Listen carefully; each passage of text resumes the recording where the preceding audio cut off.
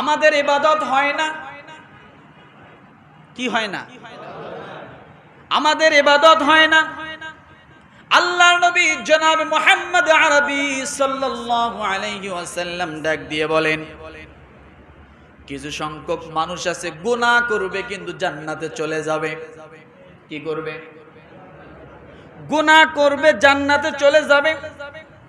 আবার কিছু সংখ্যক মানুষ আছে আমল করবে কিন্তু জাহান্নামের মধ্যে চলে যাবে। সূরা কাহফের শেষে বলুন, আল্লাযীনা দাল্লা সা'য়ুহুম ফিল হায়াতিদ দুনিয়া ওয়া হুম ইয়াহসাবুনা আন্নাহুম ইউহসিনুনা সুন্না।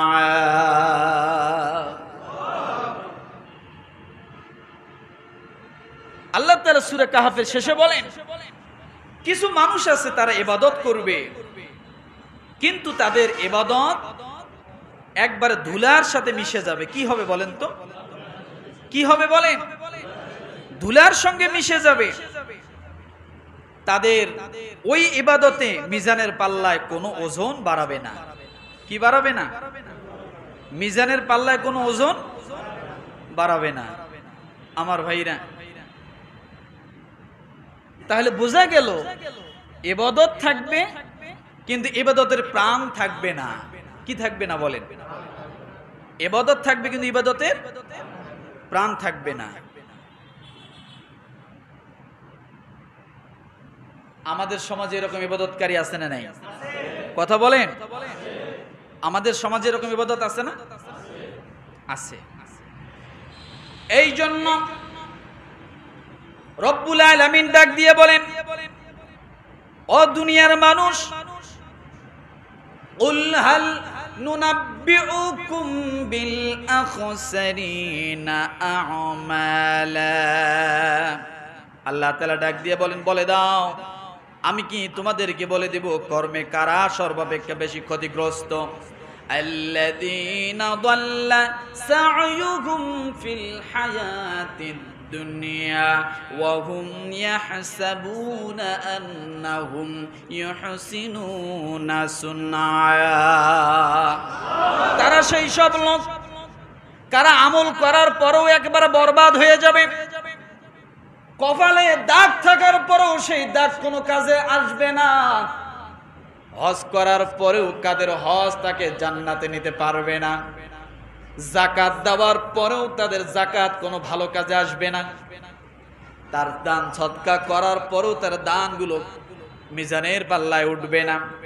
রব্বুল আলামিন ডাক দিয়ে বলেন, তারা সেই সব লোক পার্থিব জীবনে যাদের সমস্ত দৌড়ঝাঁপ সরল পথ থেকে বিচ্যুতি হয়েছে, অথচ তারা মনে করে তারা খুবই ভালো কাজ করছে।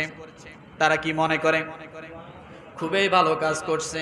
তার কারণ হলো কিছু মানুষ আছে হজ করে টাইটেলের জন্য, কিছু মানুষ আছে নামাজ পড়ে মানুষকে দেখার জন্য।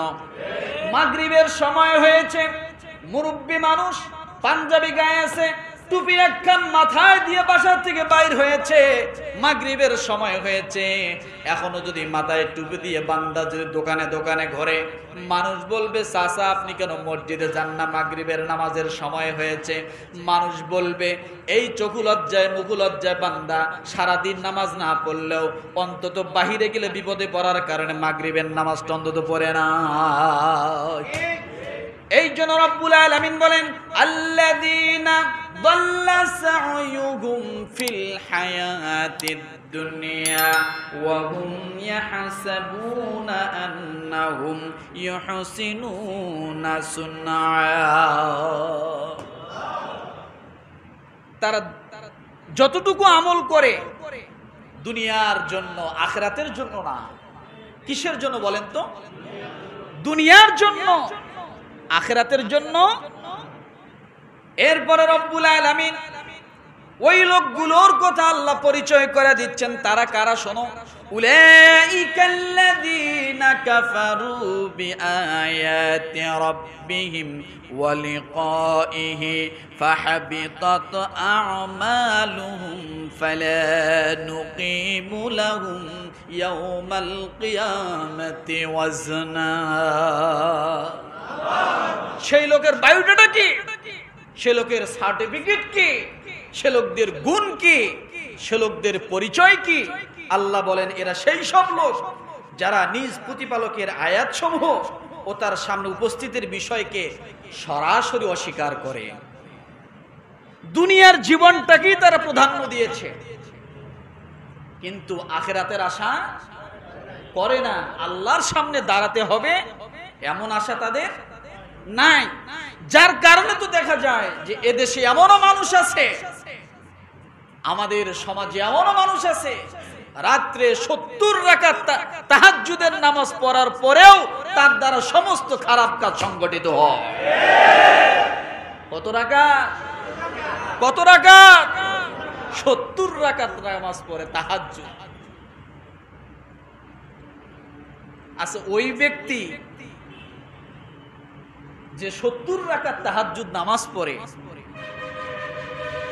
সে কি দুনিয়ার লোভ পিপাসায় কাতর হয়ে মানুষকে অমানুষ মনে করতে পারে? তার মানে বোঝা গেল নামাজটা তার একটা ফ্যাশন। কোরআন যেমন একটা ফ্যাশন কিছু কিছু মানুষের জন্য।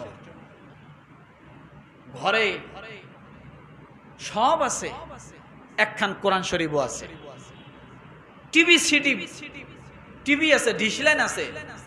আচ্ছা বলেন তো, যে ঘরে টিভিও আছে আবার একই ঘরে কোরআন শরীফও আছে, কোরআনও আছে, কিন্তু কোনদিন টিভি ওপেন করা বন্ধ আছে? বোঝেন নাই কথাটা মনে হয়? টিভিটা ওপেন করা কোনদিন বন্ধ আছে? কিন্তু একই ঘরে কি আছে? কোরআন আছে। 1 মাস হয়ে যায়, 2 মাস হয়ে যায়, 3 মাস হয়ে যায়, সেখানে বিভিন্ন ময়লা আবর্জনা জমেছে কোরআনের উপরে, মাকড়সায় জাল দিয়েছে, কিন্তু কোরআন ওপেন হয় নাই 3 মাসে একবারও। কিন্তু তার ঘরে কি আছে? কোরআন আছে। এটা ফ্যাশন। এটা কি? এটা ফ্যাশন, অন্য কিছু না। আর যখন আমল করবে তখন আর ফ্যাশন থাকবে না, আমলে পরিণত হয়ে যাবে। আমার ভাইরা, এই জন্য রব্বুল আলামিন নেককারদের কথা বললেন, ইন্নাল আবরার লাফি নাঈম। নেককার বান্দাগণ তারা নিয়ামতের মধ্যে থাকবে, নিয়ামত তারা প্রাপ্ত হবে। এরপরে আল্লাহ বললেন, ও দুনিয়ার মানুষ, এবার যারা পাপিষ্ঠ, পাপ করে, খারাপ কাজ করে, বদকার মানুষগুলো, ওয়া ইন্নাল ফুজ্জার লাফি জাহিম। পাপিষ্ঠগণ জাহান্নামে যাবে, জাহান্নামের শাস্তি পাবে। কবে পাবে? ইয়াসলাউনাহা ইয়াউমাদ্দিন। তারা কিয়ামতের মাঠ থেকে তারা এইভাবে পেতে থাকবে। আমার ভাইরা খেয়াল করুন, আল্লাহ যখন নেককারদের কথা বললেন তখন বললেন তারা থাকবে বিভিন্ন নিয়ামতের মাঝে। আল্লাহ এখানে নিয়ামতের কথা বলতে যে কোনো দিন তারিখ আল্লাহ তাআলা উল্লেখ করেন নাই, কিন্তু পাপিষ্ঠগণের ক্ষেত্রে আল্লাহ তাআলা দিন তারিখ উল্লেখ করলেন। ও আমার ভাইরা, এই জন্য রব্বুল আলামিন ডাক দিয়ে বলেন, দুনিয়ার মানুষ, তোমরা যদি পাপিষ্ঠ পথ থেকে ফেরত আসতে চাও, তোমরা যদি বদকার থেকে নামটা কাটায় নেককার হতে চাও, তাহলে অবশ্যই তোমরা আমার রসুলের পথ ধরলে আমি আল্লাহ তোমাদেরকে নেককার বানায়া দেব। কার পথ? কার পথ? আমরা নেককার হতে চাই না বদকার? জোরে বলেন, আমরা নেককার না ফুজ্জার?